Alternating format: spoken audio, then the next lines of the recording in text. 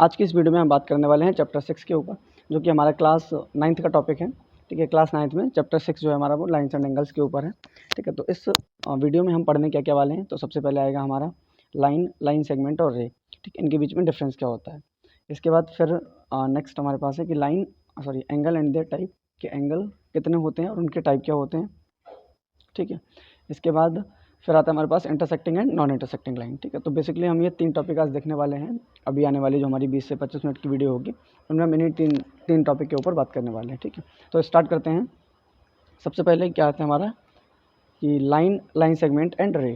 ठीक है, मान लो हमने आपको 2 पॉइंट दिए, ये P पॉइंट है और ये हमारा Q पॉइंट है। ठीक है, अब इन दोनों पॉइंट को अगर हम कहें मिलाओ, इनको ज्वाइन करो, तो तुमने यहाँ पर इनको ज्वाइन कर दिया। ठीक, अब ये जो PQ तुम्हें मिला है, ये क्या है।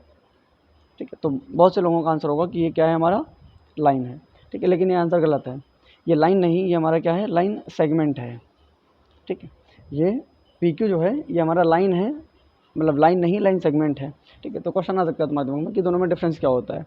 ठीक है, डिफरेंस ये होता है कि अगर हम इस PQ लाइन सेगमेंट को इस Q पॉइंट से इधर के लिए और इस P पॉइंट से इधर के लिए, यानी कि P और Q दोनों साइड से अगर हम इसको सेम डायरेक्शन, दोनों साइड से अगर हम इसको एक्सटेंड कर दें। ठीक है, ये यहाँ पर थोड़ी सी टेढ़ी लाइन हो गई है, इसको हमें सीधा रखना है कि अगर हम इस Q पॉइंट से इसको इस तरफ एक्सटेंड कर दें और P पॉइंट से इसको हम इस तरफ एक्सटेंड कर दें। ठीक है, तो अब ये हमारी क्या बन गई, लाइन। ठीक है, इसको हम किससे रिप्रेजेंट कर रहे हैं। ठीक है, तो ये हमारी क्या है, लाइन। इसको हम किससे रिप्रेजेंट कर रहे हैं, L से। ठीक है, तो ये जो अब L है ये हमारी क्या है, लाइन है। PQ हमारा क्या है, लाइन सेगमेंट है। ठीक है, दोनों में डिफरेंस अगर क्लियर हुआ है तो बहुत अच्छी बात है, अगर नहीं हुआ है तो देखो, जब हम किसी भी लाइन को, मतलब जो लाइन होगी हमारी वो क्या होगी, दोनों साइड में एक्सटेंडेबल होगी, यानी कि हम उसको दोनों साइड में एक्सटेंड कर सकेंगे।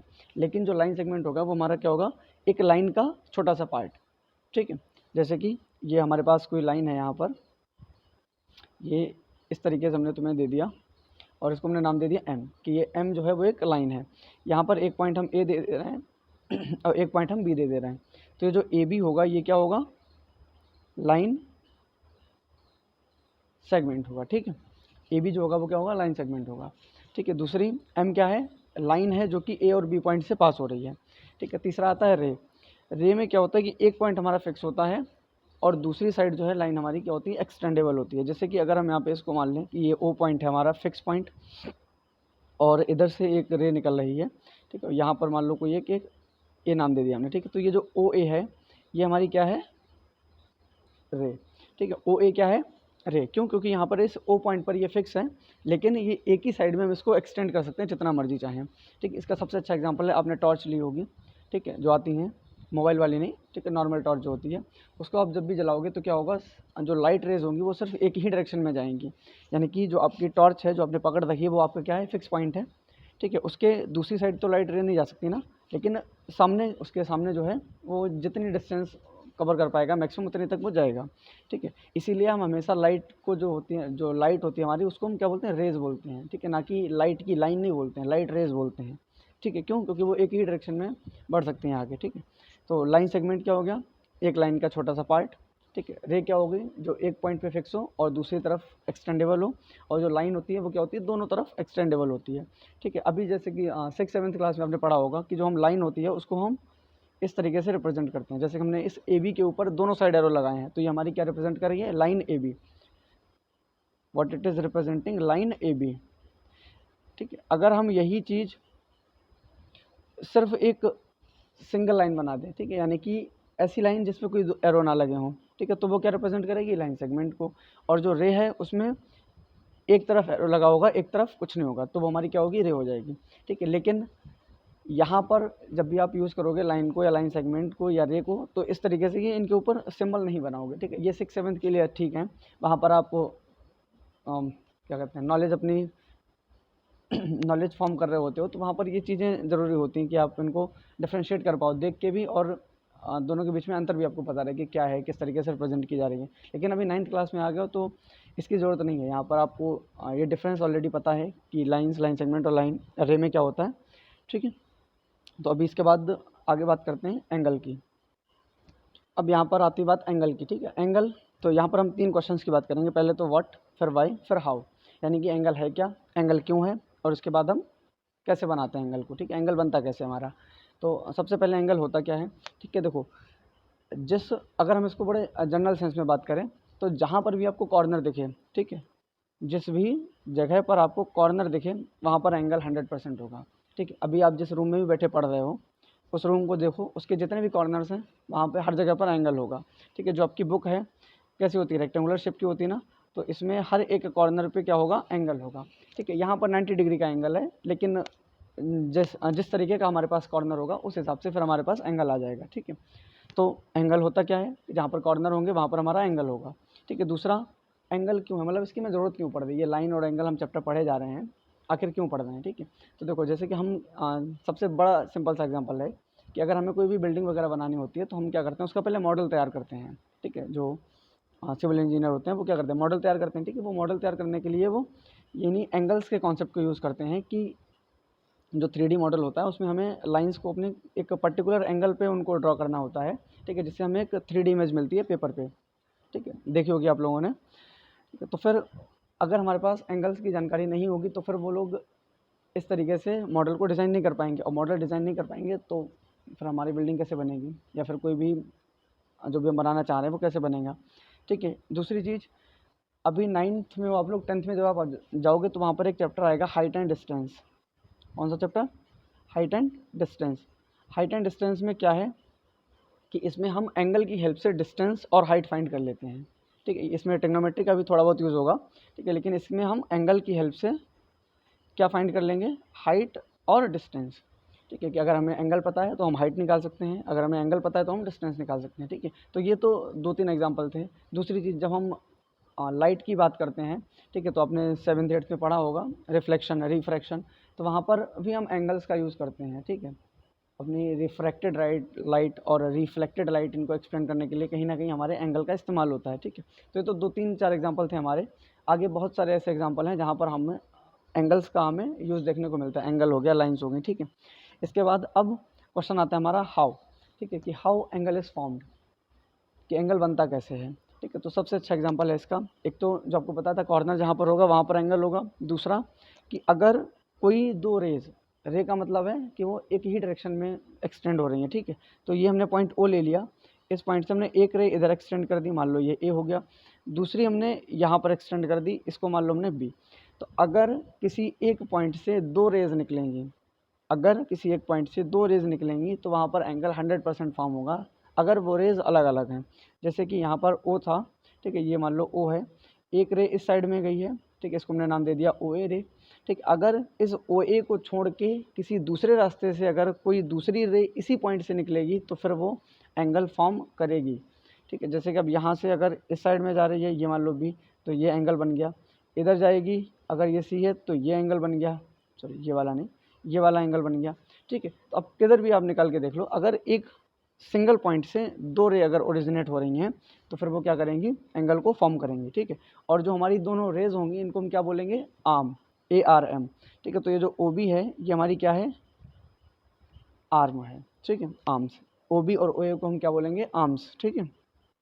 तो ये O पॉइंट है, यहाँ से हमारे पास दो रेज हैं, एक OA और एक OB, ठीक है। तो ये OA और OB जो है हमारी, ये क्या है, आर्म्स ऑफ एंगल हैं, ठीक है। एंगल की भुजाएं, आर्म्स का मतलब क्या होता है, हाथ, जैसे हमारे जो आर्म हैं वो क्या है, हाथ हैं, ठीक है। मतलब हमारे क्या, आर्म्स का मतलब ही हाथ होता है, ठीक है। तो ये एंगल के हाथ हैं, ठीक है। अब इसके बाद जिस पॉइंट से ये ओरिजिनेट होते हैं उस पॉइंट को क्या बोला जाता है, वर्टेक्स, ठीक है। तो यहाँ पर जो O है ये क्या है हमारा, वर्टेक्स, ठीक है। वर्टेक्स को हिंदी में क्या बोलते हैं, शीर्ष, हिंदी में से बोला जाता है शीर्ष। राइटिंग थोड़ी सी गंदी है हिंदी की, तो देखो यहाँ पर इंग्लिश में इसे बोलते हैं वर्टेक्स और हिंदी में इसे बोलते हैं शीर्ष, ठीक है। अब इसके बाद हम देखेंगे कि टाइप्स ऑफ एंगल क्या होते हैं, कि एंगल कितने तरीके के हो सकते हैं। तो देखो सबसे पहले यहाँ पर ये हम अगर इसको O पॉइंट मान लेते हैं और इसको हम पॉइंट A और इसको हम पॉइंट B मान लेते हैं, ठीक है। तो हम क्या करेंगे, ये जो हमारा बेस होगा, ठीक है, बेस पता है ना सबको क्या होता है, ये जो हमारी OA लाइन है इसको हम क्या बोलेंगे, बेस बोलेंगे, ठीक है। यहाँ से हम चलना शुरू करेंगे इस तरफ ऐसे करके, ठीक है। तो यहाँ पर ये एंगल देखो जाहिर सी बात है 90 डिग्री से कम है, ठीक है। अगर हम इसकी वैल्यू x मान लेते हैं या फिर यहाँ पर हर केस में जो हमारे एंगल की वैल्यू है वो x है, ठीक है। अब ये मान लो जो x हमने यहाँ पर लिया है, इसकी वैल्यू क्या है, 0 से बड़ी है और 90 से छोटी है, ठीक है। 0 से बड़ी होने का मतलब क्या है, देखो पहली बात तो ये एंगल 0 कब होगा, जब दो लाइन आपस में क्या होंगी, पैरेलल होंगी, ठीक है। जैसे कि ये देखो, अगर ये दोनों लाइन है, ये क्या है, आपस में पैरेलल हैं, तो उनके बीच का एंगल क्या है, 0, ठीक है। या फिर कोई एक लाइन ये है ए पॉइंट, ठीक, और कोई दूसरी लाइन इसी के ऊपर है, ठीक है, और ये मान लेते हैं बी पॉइंट, ठीक है। तो ये जो ओ ए और ओ बी आर्म जो है, यहाँ पे एक सेकंड, इसको थोड़ा अच्छे से बता देते हैं, एक सेकंड को, ठीक है। जैसे कि कोई एक लाइन हमारे पास ये है, ये पॉइंट है ओ और ये पॉइंट है ए, ठीक, और दूसरी लाइन जस्ट इसी के ऊपर है, ठीक है। तो इन दोनों ओ ए और ओ बी के बीच में जो एंगल होगा वो क्या होगा, वो भी 0 के इक्वल होगा, ठीक है। तो यहाँ पे ऐसा तो है नहीं कि ओ बी और ओ ए एक ही लाइन के ऊपर तो आ नहीं रहे, तो इसका मतलब एंगल 0 तो नहीं है। अब 0 नहीं है तो 0 से तो बड़ा होगा, लेकिन ये 90 डिग्री भी नहीं है, यानी कि 0 से लेकर 90 के बीच में कहीं ना कहीं एग्जिस्ट कर रहा है, ठीक है, ठीक है ना। तो तो यहाँ पर जो x है हमारा वो किसके बीच में लाई कर रहा है, 0 से 90 के बीच में। इस टाइप के एंगल को क्या बोलते हैं हम, एक्यूट एंगल। इस टाइप के एंगल को बोला जाता है एक्यूट एंगल, ठीक है। इसके बाद फिर आता है हमारा यहाँ पर दूसरे टाइप का एंगल, ये तो हो गया फर्स्ट, ये हो गया हमारा सेकंड, ठीक है। यहाँ पर इसको अगर हम ओ मान लेते हैं, इसको हम बी दे देते हैं नाम, इसको हम ए नाम दे देते हैं, ठीक है। तो ये जो एंगल है ये क्या है, एक देखो ओ बी आर्म जो है वो ओ ए आर्म के परपेंडिकुलर है। परपेंडिकुलर का मतलब क्या है कि अगर एक मतलब अगर एक बिल्कुल हॉरिजॉन्टल है तो दूसरी बिल्कुल वर्टिकल होगी, ठीक है, ठीक है ना। 9th क्लास में हो तो परपेंडिकुलर का मतलब समझते ही हो गया, ठीक है। तो ये जो है ओ बी आर्म जो है वो ओ ए के परपेंडिकुलर है, यानी कि यहाँ पे एंगल जो है वो 90 डिग्री का है। तो जो एक्स है यहाँ पर वो एग्जैक्ट 90 के इक्वल है, ठीक है। जब भी कभी हमारे पास एंगल 90 डिग्री के इक्वल होगा तो उसको हम क्या बोलेंगे, राइट एंगल। क्या बोलेंगे, राइट एंगल, ठीक है। इसके बाद फिर तीसरा हमारे पास है, ये पॉइंट हमारा है ओ और ये है ए और ये है बी, ठीक। अब यहाँ पर अगर हमने इस एंगल को x मान लिया है तो यहाँ पर जो x की वैल्यू है वो क्या है, अब देखो इसकी वैल्यू जो है वो 90 से तो बड़ी है, ठीक है। देखो 90 वाला एंगल कैसा था हमारे पास, इस टाइप का, जब हमारी ओ बी आर्म जो थी वो ओ ए के परपेंडिकुलर थी, ठीक है। तो यहाँ पर ये जो ओ बी है ये परपेंडिकुलर तो नहीं है, परपेंडिकुलर अगर होती तो ये इस टाइप से होती, ठीक है, इस टाइप से होती, लेकिन ये तो थोड़ी सी इधर के लिए झुकी हुई है, ठीक है। तो यहाँ पर जो x है हमारा वो क्या है, 90 से तो बड़ा है। लेकिन अगर हम यहाँ पर एक ऐसे करके ओ ए के अपोजिट डायरेक्शन में एक लाइन ड्रॉ कर देते हैं, ठीक है, तो ये वाला एंगल कितना होता है हमारा 90 का, ये वाला भी 90 का होगा, यानी कि ये 180 से छोटा है, ठीक है। अगर समझ आया ये तो ठीक है, अगर नहीं समझ आया तो आगे समझ आ जाएगा, इतना लोड नहीं लेना है, ठीक है। अगर जब भी हमारा एंगल 90 से बड़ा होगा लेकिन 180 से छोटा होगा, 180 का मतलब होता है जो एक स्ट्रेट लाइन होती है, ठीक है। यहाँ पर देखो जैसे ये स्ट्रेट लाइन है, यहाँ पर अगर हम कोई पॉइंट ओ ले लिया, ठीक है, तो इस ओ पॉइंट के करस्पॉन्डिंग जो एंगल है हमारा, यहाँ पर जो एंगल बन रहा है ये कितना होता है, 180। इसीलिए हम इसको क्या बोलते हैं, स्ट्रेट एंगल भी बोलते हैं, फिर लीनियर एंगल भी बोला जाता है, लीनियर पेयर एंगल, ठीक है, ठीक है ना। तो यहाँ पर ये जो ओ बी आर्म है, ठीक है, वो इस तरीके से भी तो नहीं दिख रही है ना हमें, यानी कि 180 का 180 डिग्री का भी एंगल नहीं बना रही और 90 डिग्री का भी नहीं बना रही, तो ये 90 से तो बड़ा है लेकिन 180 से छोटा है, ठीक है। तो इस टाइप के एंगल को क्या बोलते हैं हम, ऑब्ट्यूस एंगल। इस टाइप के एंगल को क्या बोला जाता है, ऑब्ट्यूस एंगल, ऑब्ट्यूस एंगल, ठीक है। अब यहाँ पर देखो ये स्ट्रेट लाइन है, यहाँ पर हमने कोई एक पॉइंट ले लिया ओ, इधर हम नाम दे दे रहे हैं ए, इधर नाम हम दे दे रहे हैं बी और यहाँ पे हम एरो लगा दे रहे हैं, ठीक है। तो ये जो एंगल हमारा है ये वाला, ये किसके इक्वल है, 180 के इक्वल, ठीक है। यहाँ पर जो हमारा एक्स है वो किसके इक्वल है, 180 डिग्री, ठीक है। इस टाइप के एंगल को क्या बोलते हैं, स्ट्रेट एंगल। इस टाइप के एंगल को बोलते हैं स्ट्रेट एंगल, ठीक है। स्ट्रेट मतलब एक स्ट्रेट लाइन बनाता है, अगर 180 का एंगल होगा, 180 डिग्री का एंगल होगा तो वहाँ पर एक स्ट्रेट लाइन होगी, इसलिए इसको हम स्ट्रेट एंगल बोल देते हैं, ठीक है। अब इसके बाद फिर आता है हमारा इस टाइप का, ठीक है। अब तुम लोग कहोगे कि ये तो ऑब्ट्यूस ही है हमारा, सॉरी एक्यूट एंगल ही है, ये ओ है। अगर हम इसको देखेंगे तो ये हमारा क्या है, एक्यूट एंगल है, क्यों, क्योंकि ये 0 से बड़ा है लेकिन 90 से छोटा है। लेकिन अगर हम इसको इस टाइप से देखें, मतलब यहाँ से ओ बी आर्म से देखें, इस टाइप से ऐसे करके अगर हम इसको यहाँ से देखें, ठीक है, तो ये हमारा एंगल कैसा है, अगर इसका नाम हम वाई दे देते हैं तो ये जो वाई है हमारा ये क्या है, वाई हमारा क्या है, 180 से तो बड़ा है लेकिन 360 से छोटा है, ठीक है। तो इस टाइप के एंगल को क्या बोलते हैं, रिफ्लेक्स एंगल। क्या बोला जाता है इसे? Reflex angle. ठीक है ना। देखो ये बाई वाला कौन सा एंगल है? ये वाला बाहर से। तो जो बाहर से हम अगर देखेंगे, ठीक है, इसको इस तरीके से देख लो, जैसे कि ये हमने यहाँ पर बना दिया है।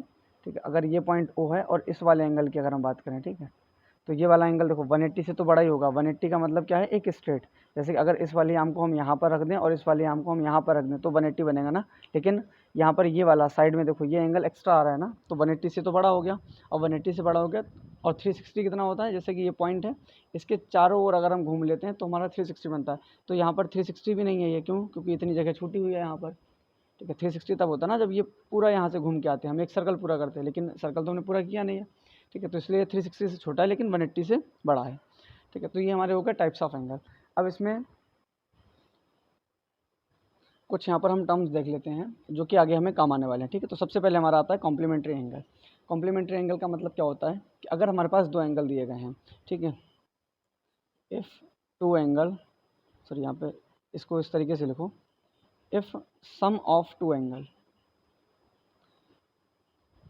If sum of two angle is equals to 90 degree. यानी कि अगर तुम्हारे पास दो एंगल दे दिए गए हैं, अगर उन दोनों को हम जोड़ते हैं और सम किसके इक्वल आता है? 90 के इक्वल, तो वो एंगल कैसे हैं? Complementary angle. ठीक है, जैसे कि यहाँ पर अगर मैं तुम्हें एक एंगल दे दिया है 50 डिग्री, ठीक है, अगर हमने x दे दिया है 50 डिग्री और हमने y दे दिया है 40 डिग्री, तो x और y को अगर हम जोड़ेंगे तो कितना आएगा हमारा? 50 + 40 इज इक्वल्स टू 90 डिग्री। ठीक है, यानी कि इन दोनों एंगल का सम 90 डिग्री के इक्वल है। इसका मतलब है ये दोनों एंगल कैसे हैं? कॉम्प्लीमेंट्री एंगल हैं। ये दोनों एंगल कैसे हैं? कॉम्प्लीमेंट्री एंगल हैं।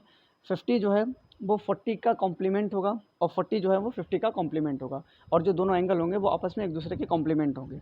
ठीक है, अब इसमें अगर जैसे यहाँ पर तो नहीं पूछा जाएगा, लेकिन अगर कभी तुम्हें क्वेश्चन पूछ लिया जाए कि अगर एक तुम्हारे पास एंगल 60 डिग्री है, ठीक है, कि if one angle is 60 degree then it's complement, ठीक है, इसका कॉम्प्लीमेंट क्या होगा?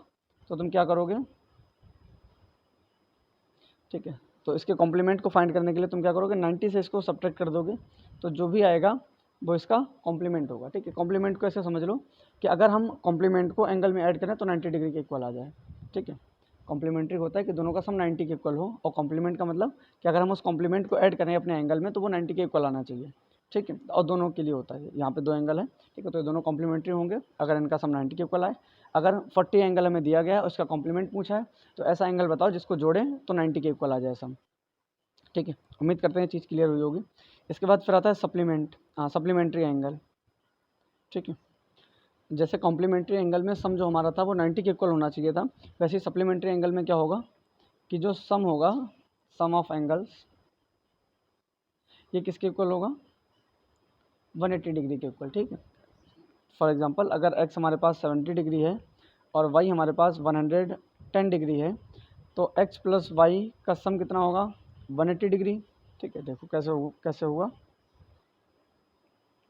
x plus y equals to 117 to 110 और ये हो गया 180 के इक्वल। ठीक है, तो इन दोनों एंगल का सम जो है वो किसके इक्वल आ गया? 180 के। तो x और y क्या है? सप्लीमेंट्री एंगल है। ठीक है, और x y का सप्लीमेंट है और y x का सप्लीमेंट है। ठीक है, अब इसके बाद बात आती है यहाँ पर एडजेसेंट एंगल की। किसकी? Adjacent angle. एडजेसेंट एंगल, ठीक है, एडजेसेंट को तुम ऐसे बोल सकते हो पड़ोसी। ठीक है, यहाँ पर देखो ये है इस तरीके से, अगर ये तुम्हारा है ए, इसको हम बोल देते हैं बी, इसको हम बोल दें सी, और ये तुम्हारा हो गया ओ। ठीक है, तो ये एंगल और ये वाले एंगल क्या हैं? एडजेसेंट एंगल है। ठीक है, देखो ये दोनों एंगल क्या हैं? एक दूसरे के पड़ोसी हैं, पास में हैं। ठीक है, या फिर दो एंगल एडजेसेंट होंगे अगर उनमें एक आर्म कॉमन है। जैसे कि यहाँ पर इसी एग्जांपल को हम फिर से इस साइड पे लिखते हैं। यहाँ पर जैसे हमने ये बनाया था अभी, ये है ए, ये मान लेते हैं सी, और ये हमने मान लिया बी, और इसका हम नाम दे देते हैं। अच्छा, एंगल तो सबको लिखना ही आता होगा। ये वाला जो एंगल है इसको हम किस तरीके से लिखेंगे? ठीक है, तो देखो जो भी कॉमन पॉइंट होगा ना उसको हम बीच में रखेंगे। तो यहाँ से स्टार्ट करो ए ओ बी, तो एक तो एंगल है यहाँ पर एंगल ए ओ बी, और दूसरा एंगल है हमारा बी ओ सी या फिर सी ओ बी, कुछ भी बोल दो, तो हम यहाँ पे सी ओ बी लिख देते हैं। ठीक है, अब इनमें देखो अगर दो एंगल एडजेसेंट एंगल हैं तो उनमें एक आर्म जो है वो कॉमन होगा। जैसे कि इसमें अगर हम ए ओ बी की बात करें तो ओ बी आ रहा है, और सी ओ बी की बात करें या बी ओ सी की बात कर लो तब भी बी ओ आ रहा है। यानी कि दोनों एंगल को लिखते टाइम हमें ओ बी जो साइड है हमारी, ओ बी जो आर्म है उसकी हमें ज़रूरत पड़ रही है, ठीक है। तो ये दोनों एंगल क्या होंगे, एडजेसेंट एंगल होंगे, ठीक है, ठीक है ना। अब लिखने की ज़रूरत नहीं है, इसको समझ जाना तुम लोग, ठीक है। देखो कॉमन आर्म की तो हम बात कर चुके हैं, जैसे कि यहाँ पर जो ओ बी हमारा था, यहाँ पर हमने दो एंगल की बात की थी, ए ओ बी और सी ओ बी, तो इसमें जो कॉमन आर्म थी वो क्या थी हमारी, ओ बी। अब दूसरा इसमें कॉमन वर्टेक्स, तो वर्टेक्स में पता ही है जहाँ से लाइन्स ओरिजिनेट होती हैं, जहाँ से रे ओरिजिनेट होती है वो क्या होता है, वर्टेक्स होता है। तो यहाँ पे वर्टेक्स हमारा क्या है, ओ, ठीक है। तो यहाँ पे देखो दोनों एंगल का, इसमें जो एंगल हमने बात की है ए ओ बी, तो ए ओ बी और बी ओ सी या सी ओ बी, इन दोनों में हमारा जो कॉमन वर्टेक्स है वो कौन है, ओ, ठीक है।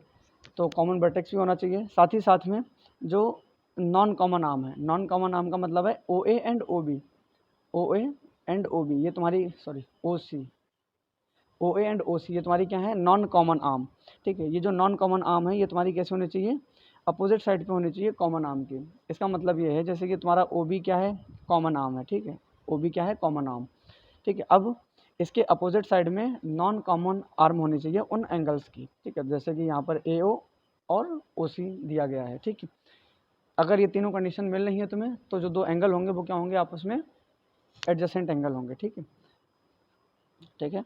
अब अगर हम यहाँ पे एक क्वेश्चन लेके बात करें, देखो यहाँ पर हमारे पास ये एक फिगर दिया गया है जिसमें ये जो लाइन है वो क्या है, ए सी और बी डी, और ये पी पॉइंट पे कट कर रहे हैं, ठीक है। तो एंगल ए पी डी और एंगल सी पी बी, ठीक है, ये एडजेसेंट है या नहीं है तुम्हें यहाँ पर बताना है, ठीक है। तो इनको कैसे बताएंगे, देखो हाँ, सबसे पहले तो ढूंढो कि तुम्हारे एंगल कहाँ पर है, तो ए पी डी, तो ए पी डी यानी कि ये हो गया, इसके बाद सी पी बी, तो सी पी बी यानी कि ये वाला एंगल हो, ठीक है। ये एंगल एडजेसेंट है कि नहीं है, तो पहले तो ये देखो, ठीक है। इनको हम कैसे देखेंगे, सबसे पहले तुम्हारे पास यहाँ पर देखो, जैसे कि हम जब लिखेंगे बात करेंगे ए पी डी, तो यहाँ पर जो है पी वर्टेक्स आ रहा है, क्योंकि अगर हम बाकी के फिगर को छोड़ दें तो यहाँ पर पी पॉइंट से ही ए और डी वाली लाइन ओरिजिनेट हो रही है, तो पी हमारा वर्टेक्स होगा। सेम चीज़ नीचे के लिए कि सी और बी पॉइंट भी अगर हम इनको मिलाएंगे, ये बी पी और सी पी की बात करें तो ये भी पी पॉइंट से ओरिजिनेट हो रही है, ठीक है।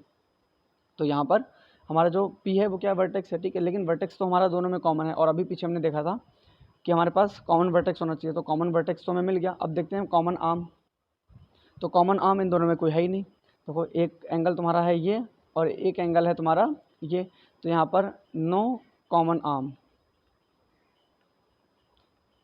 कॉमन आर्म हमारे पास है, ठीक है। दूसरा वर्टेक्स हमारे पास कॉमन है। अब तीसरी कंडीशन जो है, अच्छा यहाँ पर जब हमारे कॉमन आर्म ही नहीं है तो हम नॉन कॉमन आर्म की हम बात क्या ही करें, जैसे कि यहाँ पर इसमें था कि नॉन कॉमन आर्म जो है हमारी वो अपोजिट साइड पे होनी चाहिए, लेकिन यहाँ पर जब हमारे पास कोई कॉमन आर्म ही नहीं है तो हम इस पर नॉन कॉमन की क्या ही बात करें। तो इसका मतलब है कि हमारे कैसे हैं, एडजेसेंट एंगल नहीं है। एडजेसेंट एंगल नहीं है तो इनको हम किस टाइप का एंगल बोलते हैं, इनको हम वर्टिकली अपोजिट एंगल बोलते हैं, जो कि हम अभी आगे देखेंगे अगली वीडियो में, ठीक है। तो आज इतना ही रखते हैं, और इंटरसेक्टिंग और नॉन इंटरसेक्टिंग लाइन को देख लेते हैं थोड़ा सा। Intersecting and non intersecting,